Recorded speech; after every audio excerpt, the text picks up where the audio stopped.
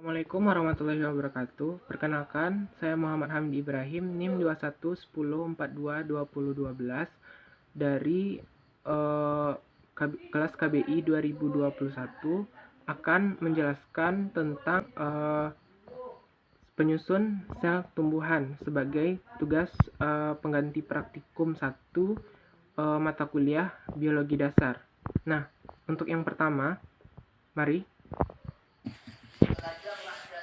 Nah, di sini ini adalah gambar dari penyusun sel tumbuhan. Nah, yang pertama itu ada nukleus. Nah, nukleus itu tersusun atas ada nukleolus, ada nuclear envelope atau membran inti. Nah, nukleus ini berfungsi sebagai tempat pengontrol sel. Jadi dia mengatur seluruh kegiatan sel. Nah, lalu yang kedua itu ada retikulum endoplasmik kasar, raw endoplasmic reticulum. Nah, dia ini berfungsi sebagai sintesis protein. Nah, sedangkan yang smooth endoplasmic reticulum berfungsi sebagai sintesis lemak.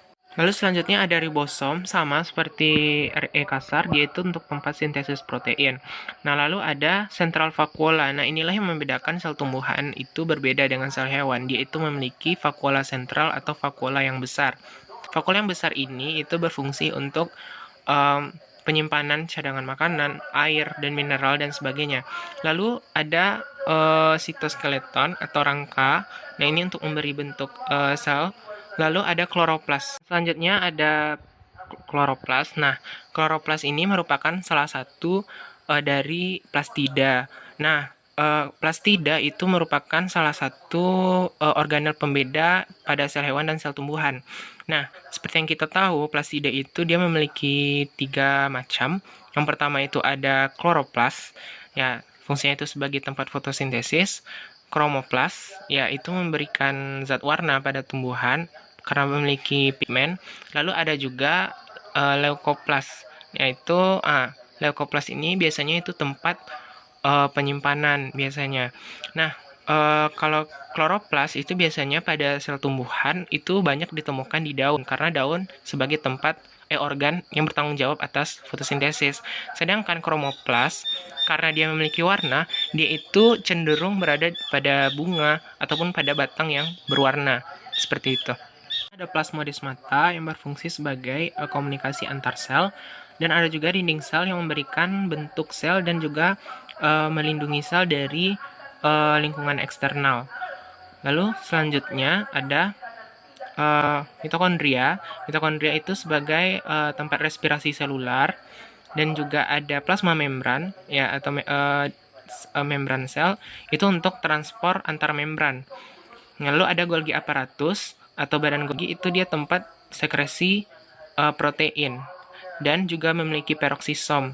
Tumbuhan itu memiliki peroksisom. Peroksisom itu berfungsi untuk memiliki enzim peroksida sebagai detoksifikasi. Dan juga selanjutnya ada sitoplasma atau sitosol, yaitu tempat terjadinya proses biokimia di dalam sel tumbuhan. Biasanya contohnya itu seperti sintesis protein. Ya, lalu organel-organel apa saja yang tidak ada pada sel tumbuhan. Yang pertama itu lisosom. Lisosom itu hanya ditemukan pada sel hewan.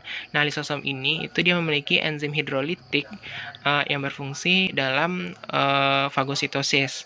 Nah, pada sel tumbuhan itu tidak ditemukan lisosom. Lalu sentriol. Sentriol itu fungsinya sebagai pembelahan sel. Nah, sedangkan dari literatur yang sejauh kami dibaca itu sel tumbuhan dia membelah itu dengan sel plate ya atau piringan sel. Jadi akan terbentuk sel plate di tengah-tengah sel tumbuhan itu, dan dia akan membelah begitu. Dia tidak menggunakan sentriol. Itu ada tonoplas. Nah, tonoplas pada tumbuhan itu sebenarnya adalah membran yang mengelilingi vakuola. Fungsinya yaitu disebut juga vakuolar. Nah, fungsinya itu adalah mengisolasi zat-zat yang berbahaya dari vakuola. Itu salah satunya. Lalu ada sentrosom. Nah, sentrosom itu fungsinya sama dengan sentriol, yaitu untuk pembelahan sel. Nah, meskipun sel tumbuhan itu dia tidak memiliki sentriol, tetapi sel tumbuhan itu memiliki sentrosom sebagai penggantinya.